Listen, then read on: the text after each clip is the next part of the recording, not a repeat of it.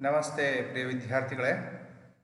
ನಾವು ಈ ತರಗತಿಯಲ್ಲಿ 8ನೇ ತರಗತಿಗೆ ಸಂಬಂಧಪಟ್ಟಂತಹ ಅರ್ಥಶಾಸ್ತ್ರ ಎನ್ನುವಂತಹ ಒಂದು ವಿಭಾಗದಲ್ಲಿ ಅರ್ಥಶಾಸ್ತ್ರದ ಪರಿಚಯವನ್ನು ನಾವು ಮಾಡಿಕೊಳ್ಳೋಣ.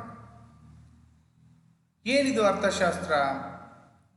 ಈ ಅರ್ಥಶಾಸ್ತ್ರದ ಯಾಕೆ ನಾವು ಮಹತ್ವ ಆಗುತ್ತೆ?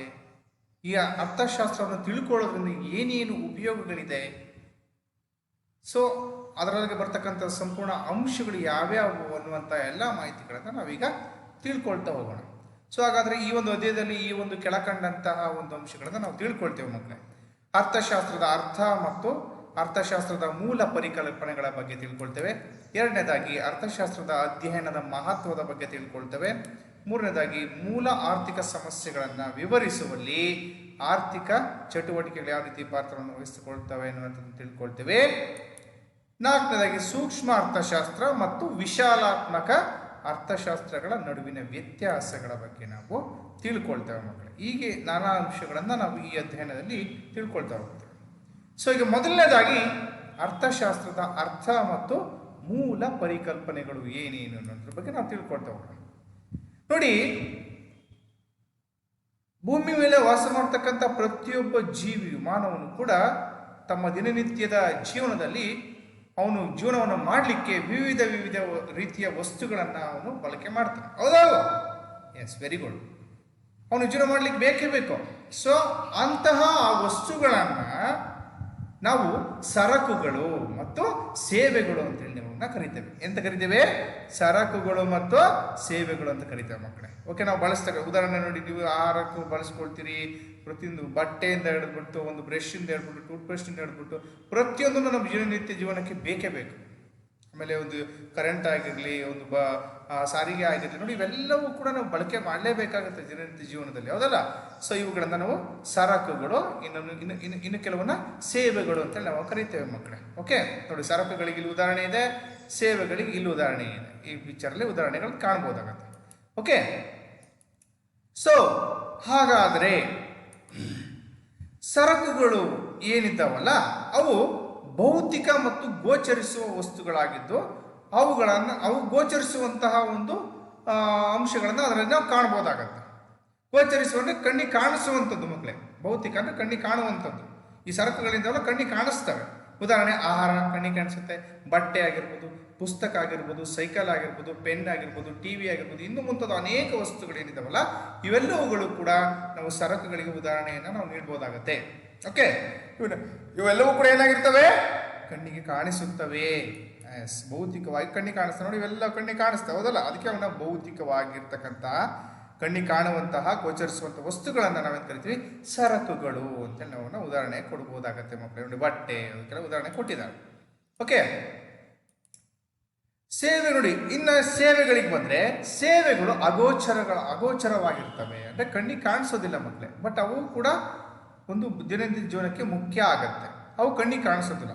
ಅವುಗಳು ಕೂಡ ಪ್ರತಿಯೊಬ್ಬ ಮನುಷ್ಯನ ಬಳಕೆಗೆ ಅಗತ್ಯವಾಗಿರ್ತಕ್ಕಂಥ ವಸ್ತುಗಳಾಗಿರ್ತವೆ. ಉದಾಹರಣೆ ಆಗ್ಲೇ ಹೇಳಿದೆ, ವಿದ್ಯುತ್ ಶಕ್ತಿ, ಸಾರಿಗೆ, ಶಿಕ್ಷಣ, ವೈದ್ಯಕೀಯ, ಹೊಲಿಗೆ, ಸಂಗೀತ. ನೋಡಿ, ಸಂಗೀತ ಕಾಣಿಸ್ತದ, ವಿದ್ಯುತ್ ಶಕ್ತಿ ಕಾಣಿಸ್ತದ, ಬಟ್ ಅದರ ಮುಖ್ಯ ಆಗುತ್ತೋ ಇಲ್ವೋ? ಎಸ್, ಹಾಗೇನೇನೆ ಅದಕ್ಕೆ ಇವುಗಳೆರಡೂ ಮುಖ್ಯ ಆಗ್ತವೆ. ಅಂತರ್ಜಾಲ, ಇಂಟರ್ನೆಟ್. ನೋಡಿ, ಇಂಟರ್ನೆಟ್ಟಿಂದ ಎಷ್ಟೊಂದು ಮಾಹಿತಿಗಳನ್ನು, ಇನ್ಫಾರ್ಮೇಷನ್ ನಾವು ಕಲೆಕ್ಟ್ ಮಾಡ್ಕೊಳ್ತೀವಿ, ತಿಳ್ಕೊಳ್ತೀವಿ. ಆದರೆ ಕಣ್ಣಿಗೆ ಕಾಣಿಸೋದಿಲ್ಲ, ಬಟ್ ಅದರ ಬಳಕೆಗೆ ಬರುತ್ತೋ ಇಲ್ವೋ? ಎಸ್, ಹಾಗಾಗಿ ಇವು ನಾವು ಕಣ್ಣಿಗೆ ಕಾಣಿಸ್ತಾ ಇರ್ತಕ್ಕಂತಹ ಒಂದು ಅಂಶಗಳಾಗಿರ್ತವೆ. ಅವು ಸೇವೆಗಳು. ಎಸ್, ಸೊ ಇವೆಲ್ಲವುಗಳನ್ನು ನಾವೇನು ಮಾಡ್ತೀವಿ? ಬಳಕೆ ಮಾಡ್ತಕ್ಕಂಥ ಪ್ರತಿನಿತ್ಯ ಜೀವನದಲ್ಲಿ ಮನುಷ್ಯ ಬಳಕೆ ಮಾಡ್ಕೊಳ್ತಾನೆ. ನೋಡಿ, ಸೇವೆಗಳಿಗೆ ಇದರ ಡಾಕ್ಟರ್ಸ್ ಆಗಿರ್ಬೋದು, ಸಾರಿಗೆ ಆಗಿರ್ಬೋದು, ಆಮೇಲೆ ವೈದ್ಯಕೀಯ ಆಗಿರ್ಬೋದು, ಸಾರಿಗೆ ಆಗಿರ್ಬೋದು, ಸೊ ಈ ಥರದ ವಿದ್ಯುತ್ ಶಕ್ತಿ ಆಗಿರ್ಬೋದು, ಈ ಎಲ್ಲ ವಸ್ತುಗಳನ್ನು ನಾವು ಸೇವೆಗಳಿಗೆ ಉದಾಹರಣೆಗಳಾಗಿ ಕೊಡ್ಬೋದು ಮಕ್ಕಳೇ. Okay, so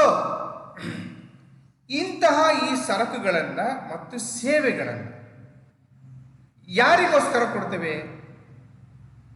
S, very good, ನಮಗೋಸ್ಕರ ಅಂತ ಕರಿತೀವಿ. ಓಕೆ, ಅದನ್ನು ಇನ್ನು ಸರಿಯಾದ ರೀತಿಯಲ್ಲಿ ಹೇಳೋದಾದರೆ, ಈ ಸರಕು ಮತ್ತು ಸೇವೆಗಳೇನಿದ್ದಾವಲ್ಲ ಅದು ಜನರಿಗೋಸ್ಕರ ಅದನ್ನು ಉತ್ಪಾದನೆ ಮಾಡ್ತಾರೆ. ಸೊ ಇಂತಹ ಈ ಸರಕು ಮತ್ತು ಸೇವೆಗಳನ್ನು ಬಳಸುವವರನ್ನ, ಉಪಯೋಗಿಸಿಕೊಳ್ಳುವವರನ್ನ ನಾವೇನು ಕರಿತೀವಿ? ಗ್ರಾಹಕರು ಅಂದರೆ ನಾವುಗಳೇ ಗ್ರಾಹಕರಾಗಿರ್ತೀವಿ ಮಕ್ಕಳೇ. ಓಕೆ, ತಿಳ್ಕೊಬೇಕಾಗತ್ತೆ. ಸರಕು ಮತ್ತು ಸೇವೆಗಳನ್ನು ಬಳಕೆ ಮಾಡ್ತಕ್ಕಂಥವ್ರು ಏನು ಕರಿತೀವಿ? ಗ್ರಾಹಕರು. Yes, very good. ನೋಡಿ, ಗ್ರಾಹಕರು ಅಂದ್ರೆ ಯಾರಂತ ಗೊತ್ತಾಯ್ತಲ್ವಾ? Yes, very good. ಸೊ ಈಗ ಇಂತಹ ಈ ಸರಕು ಮತ್ತು ಸೇವೆಗಳನ್ನು ಉತ್ಪಾದಿಸುವವ್ರನ್ನ ಏನಂತ ಕರಿತೀವಿ? ಎಸ್, ವೆರಿ ಗುಡ್, ಉತ್ಪಾದಕರು ಅಂತ ಕರಿತೀವಿ. ಓಕೆ, ನೋಡಿ, ಅದನ್ನ ನಾವು ಬಳಸುವವರನ್ನ ಗ್ರಾಹಕರು, ಬಳಕೆದಾರರು ಅಂತಲೂ ಕೂಡ ಕರಿಬಹುದು. ಓಕೆ, ಹೀಗೆ. ಆದರೆ ಇಂತಹ ಸರಕು ಸೇವೆಗಳನ್ನು ಉತ್ಪಾದನೆ ಮಾಡ್ತಕ್ಕಂಥವ್ರನ್ನ ಕರಿತೀವಿ ಉತ್ಪಾದಕರು. ಯಾಕಂದ್ರೆ ವಸ್ತುಗಳನ್ನ ಏನ್ ಮಾಡ್ತಾರೆ? ಅವರು ಉತ್ಪಾದಿಸ್ತಾರೆ. ಹಾಗಾಗಿ ಉತ್ಪಾದಕರು ಅಂತೇಳಿ ಅವ್ರನ್ನ ಕರಿತೀವಿ. ಒಂದೊಂದಾಗಿ ಸರಿಯಾಗಿ ಅರ್ಥ ಮಾಡ್ಕೋಬೇಕಾಗತ್ತೆ ಮಕ್ಕಳ.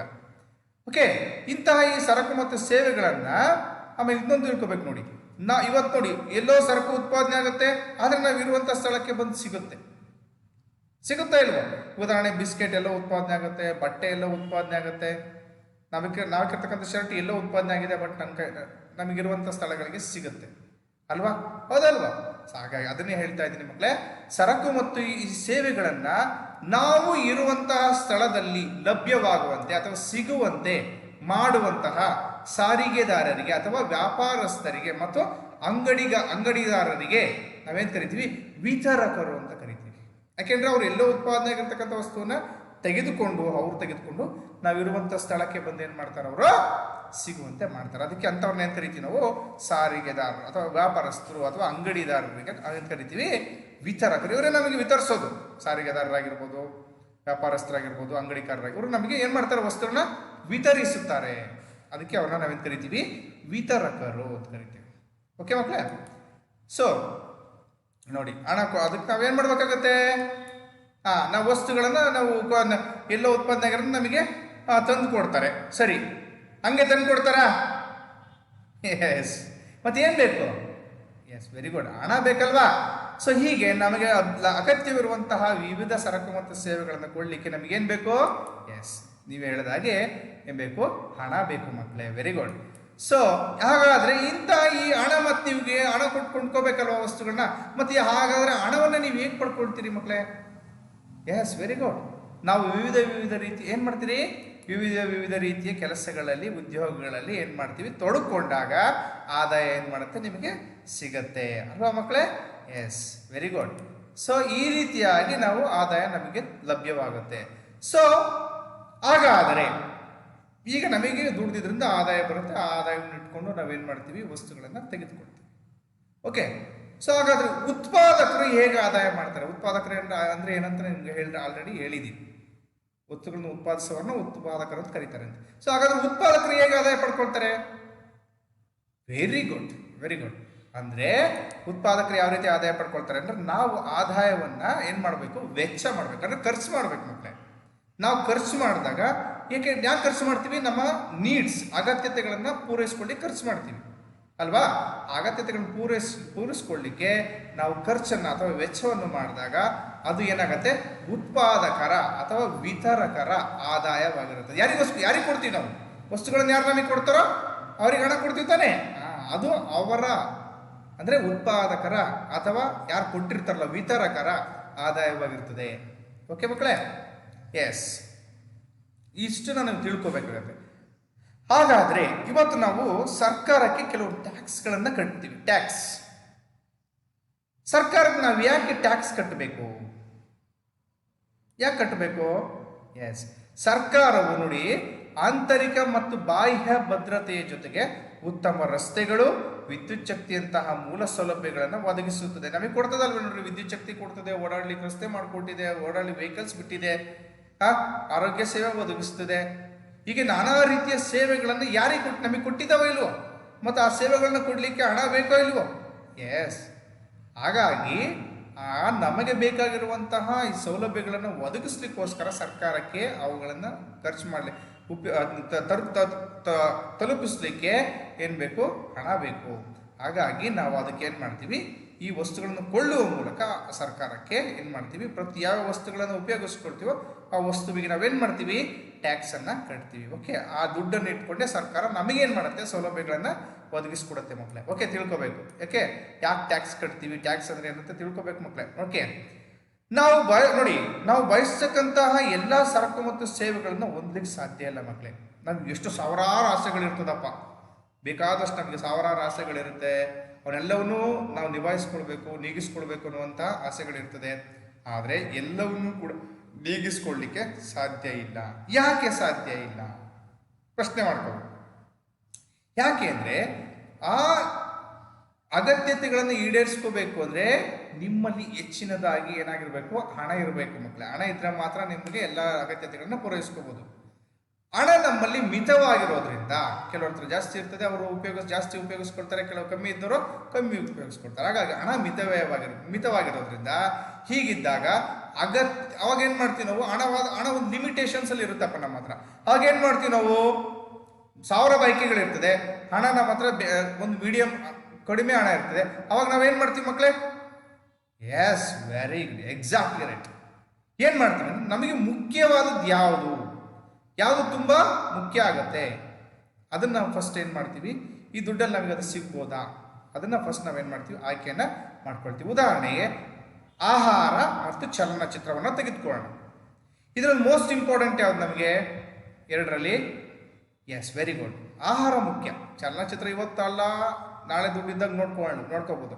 ಆದರೆ ಆಹಾರ ಪ್ರತಿನಿತ್ಯ ಬೇಕಾಗತ್ತೆ ಅಲ್ವಾ? ಅಲ್ವಾ? ಇದು ಇಂಪಾರ್ಟೆಂಟ್ ಆಗುತ್ತೆ ಆಹಾರ. ಹಾಗಾಗಿ ನಾವೇನು ಮಾಡ್ತೀವಿ? ಮುಖ್ಯವಾದದ್ದನ್ನು ಫಸ್ಟ್ ಏನು ಮಾಡ್ತೀವಿ? ಇರುವಂಥ ದುಡ್ಡಿನಲ್ಲಿ ನಾವು ಅದನ್ನು ಕೊಂಡ್ಕೊಳ್ತೀವಿ ಅಲ್ವಾ ಮಕ್ಕಳೇ? ಎಸ್. ಹಾಗಾಗಿ ಅದಕ್ಕೆ ಮತ್ತೆ ಬೈಕೆಗಳು ಸಾವಿರಾರು ಇರ್ತದೆ, ಅವನು ತೀರಿಸ್ಕೋಬೇಕು ಅನ್ನೋ ಹಣ ಬೇಕಾಗತ್ತೆ. ಹಣ ಮಿತವ್ಯಯವಾಗಿರೋದ್ರಿಂದ ನಾವು ಎಲ್ಲವನ್ನೂ ಕೂಡ ಸೇವೆಗಳನ್ನು, ಸರಕುಗಳನ್ನ ಪಡ್ಕೊಳ್ಳಿಕ್ಕೆ ಸಾಧ್ಯ ಆಗಲ್ಲ.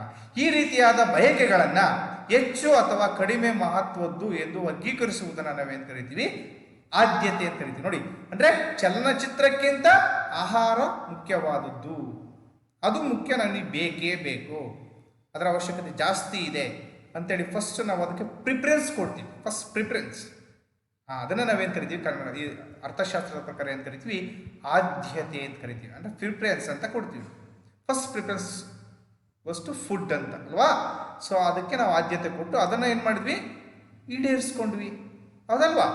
ಸೊ ಅದಕ್ಕೆ ಹೇಳ್ತಕ್ಕಂಥ ಹೀಗೆ ಇಂತಹ ಈ ಸಂಪನ್ಮೂಲದ ಕೊರತೆ ಇದ್ದಾಗ ನೋಡಿ, ಅದನ್ನೆಲ್ಲವನ್ನು ವಸ್ತುಗಳನ್ನ ಉತ್ಪಾದನೆ ಮಾಡಬೇಕು ಅಂದರೆ ಸಂಪನ್ಮೂಲ ಬೇಕು ನಮ್ಮಲ್ಲಿ. ಆ ಸಂಪನ್ಮೂಲಗಳು ಕೊರತೆ ಇದ್ದಾಗ, ಅಂದರೆ ಹಣನೂ ಕೂಡ ಒಂದು ಸಂಪನ್ಮೂಲ ಆಗ್ತದೆ ಮಕ್ಕಳೇ. ಸೊ ಆ ಸಂಪನ್ಮೂಲದ ಕೊರತೆ ಇದ್ದಾಗ ನಾವು ಏನು ಮಾಡ್ತೀವಿ? ಹೆಚ್ಚು ಅಗತ್ಯತೆಯುಳ್ಳ ಬಯಕೆಗಳನ್ನು ನಾವು ಫಸ್ಟ್ ಏನು ಮಾಡ್ತೀವಿ? ಆದ್ಯತೆಯ ಮೂಲಕ ಆಯ್ಕೆಯನ್ನು ಮಾಡಿಕೊಳ್ಳುತ್ತೇವೆ, ಹೌದಲ್ವಾ? S, very good. ಸೊ ಈ ರೀತಿ ಆಯ್ಕೆ ಮಾಡಿಕೊಂಡು ಏನು ಮಾಡ್ತೀವಿ? ತಮ್ಮ ಬಯಕೆಗಳನ್ನು ಈಡೇರಿಸ್ಕೊಳ್ತೀವಿ. ಆದ್ದರಿಂದ ಕೊರತೆ ಮತ್ತು ಆಯ್ಕೆಗಳು ನಾವೆಲ್ಲರೂ ಎದುರಿಸುವಂತಹ ಮೂಲಭೂತ ಸಮಸ್ಯೆಗಳು ಅಲ್ವೇನ್ರಿ ಮಕ್ಕಳೇ? ಸೊ ಹಾಗಾಗಿ ಇದು ಕೂಡ ಅದು ನಮ್ಮೆಲ್ಲರ ಸಮಸ್ಯೆಯ ಜೊತೆಗೆ ಅರ್ಥಶಾಸ್ತ್ರದ ಪ್ರಮುಖ ಸಮಸ್ಯೆಯೂ ಕೂಡ ಹೌದು. ಯಾವುದು? ಈ ಕೊರತೆ ಮತ್ತು ಆಯ್ಕೆಗಳು ಎನ್ನುವಂಥದ್ದು. ಓಕೆ, ಸೊ ಇಷ್ಟು ನಾವು ಅರ್ಥ ಮಾಡ್ಕೋಬೇಕಾಗತ್ತೆ. ಸೊ ಹಾಗಾದರೆ ಇಲ್ಲಿ ಚರ್ಚೆಯನ್ನು ಮಾಡಿ ಉತ್ತರವನ್ನು ಕೊಡಿ. ಗ್ರಾಹಕರು ಎಂದರೆ ಯಾರು? ಗ್ರಾಹಕ ಎಂದರೆ ಯಾರು? ನಾನು ಆಲ್ರೆಡಿ ಹೇಳಿದ್ದೀನಿ. ಎರಡನೇದಾಗಿದೆ, ನೀವು ಮನೆ ಕೆಲಸದಲ್ಲಿ ಬರ್ಕೊಂಬರ್ಬೇಕಾಗ್ತದೆ ಮಕ್ಕಳೇ. ಎರಡನೇದು, ಉತ್ಪಾದಕರು ಎಂದರೆ ಯಾರು? ವಿತರಕರು ಎಂದರೆ ಯಾರು? ಇದನ್ನು ನೀವು ಚರ್ಚೆ ಮಾಡಿ ನಿಮ್ಮ ಮನೆಯಲ್ಲಿ ಉತ್ತರನ ಬರ್ಕೊಂಬರ್ಬೇಕು ಮನೆ ಕೆಲಸಕ್ಕೆ. Okay, yes, very good. ಈಗ ನೆಕ್ಸ್ಟ್ ನಾವು ಅರ್ಥಶಾಸ್ತ್ರದ ಅರ್ಥದ ಬಗ್ಗೆ ತಿಳ್ಕೊಳ್ಳೋಣ. ಈಗ ಅರ್ಥಶಾಸ್ತ್ರದ ಒಂದು ಪೀಠಿಕೆಯ ಮೂಲ ಅಂಶಗಳ ಬಗ್ಗೆ ನಾವು ತಿಳ್ಕೊಂಡ್ವಿ. ಈಗ ಅರ್ಥಶಾಸ್ತ್ರದ ಅರ್ಥದ ಬಗ್ಗೆ ತಿಳ್ಕೊಳ್ಳೋಣ. ಒಂದನೇದು, ಅರ್ಥಶಾಸ್ತ್ರ ಎನ್ನುವಂಥದ್ದು, ಇದನ್ನು ಇಂಗ್ಲೀಷ್ನಲ್ಲಿ ನಾವು ಎಕನಾಮಿಕ್ಸ್ ಎನ್ನುವಂಥ ಇಂಗ್ಲೀಷ್ ಪದದ ಕನ್ನಡ ರೂಪವಾಗಿದೆ. ಇಂಗ್ಲೀಷ್ನಲ್ಲಿ ನಾವು ಎಕನಾಮಿಕ್ಸ್ ಅಂತ ಕರಿತೇವೆ. ಈ ಒಂದು ಪದವು ಗ್ರೀಕ್ ಭಾಷೆಯ ಒಂದು ಓಕೋಸ್ ಎನ್ನುವಂಥ ಪದದಿಂದ ಬಂದಿದೆ. ಇಲ್ಲಿ ಓಕೋಸ್ ಎಂದರೆ ಕುಟುಂಬ ಅಂತ ಕರೀತೀವಿ. ಓಕೆ, ಮತ್ತು ನೋಮೋಸ್ ಎಂದರೆ ನಿರ್ವಹಣೆ ಎನ್ನುವಂಥ ನಿರ್ವಹಣೆ ಅಂತ ಕರಿತೀವಿ. ನೋಡಿ, ನೋಮೋಸ್, ಓಕೋಸ್ ಮತ್ತೆ ನೋಮೋಸ್ ಈ ಎರಡು ಪದಗಳಿಂದ ನಮಗೆ ಬಂದಿರತಕ್ಕಂಥದ್ದು. ಓಕೋಸ್ ಎಂದರೆ ಕುಟುಂಬ, ನೋಮೋಸ್ ಎಂದರೆ ನಿರ್ವಹಣೆ ಎನ್ನುವಂಥ ಪದಗಳಿಂದ ನಮಗೆ ಬಂದಿರತಕ್ಕಂಥ. ಆದ್ದರಿಂದ ಅರ್ಥಶಾಸ್ತ್ರವು ಕುಟುಂಬ ನಿರ್ವಹಣೆ ಎನ್ನುವಂಥದ್ದನ್ನು ಸೂಚಿಸುತ್ತದೆ. ಒಂದು ಕುಟುಂಬವನ್ನು ನಿರ್ವಹಣೆ ಮಾಡ್ತಕ್ಕಂಥದ್ದು, ನಿಭಾಯಿಸ್ತಕ್ಕಂಥದ್ದು. ಓಕೆ, ಇದನ್ನು ನಾವು ಏನು ಕರಿತೀವಿ? ಇದನ್ನೇನು ಕರಿತೀವಿ ನಾವು? ಅರ್ಥಶಾಸ್ತ್ರ ಎನ್ನುವಂಥದ್ದು. ಕುಟುಂಬ ನಿರ್ವಹಣೆಯ ಆಧಾರದ ಮೇಲೆ ಈ ಅರ್ಥಶಾಸ್ತ್ರ ನಿಂತಿರ್ತದೆ ಮಕ್ಕಳೇ. ಈ ಒಟ್ಟಾರೆ ನೋಡಿ, ಇದನ್ನು 2 ಮಾರ್ಕ್ಸಿಗೆ ಕೇಳ್ತಾರೆ, ವೆರಿ ಇಂಪಾರ್ಟೆಂಟ್. ಅರ್ಥಶಾಸ್ತ್ರದ ಉತ್ಪತ್ತಿಯನ್ನು ತಿಳಿಸಿ ಅಂತ ಕೇಳ್ತಾರೆ ಮಕ್ಕಳೇ, ತಿಳ್ಕೊಬೇಕಾಗತ್ತೆ. ಅರ್ಥಶಾಸ್ತ್ರವು ಎಕನಾಮಿಕ್ಸ್ ಅನ್ನುವಂಥ ಇಂಗ್ಲೀಷ್ನಲ್ಲಿ ಕರಿತೇವೆ. ಇದು ಎಕನಾಮಿಕ್ಸ್ ಅನ್ನುವಂಥ ಪದವು ಗ್ರೀಕ್ ಭಾಷೆಯ ಓಕೋಸ್ ಮತ್ತು ನೋಮೋಸ್ ಪದದಿಂದ ಬಂದಿದೆ. ಓಕೋಸ್ ಅಂದರೆ ಕುಟುಂಬ,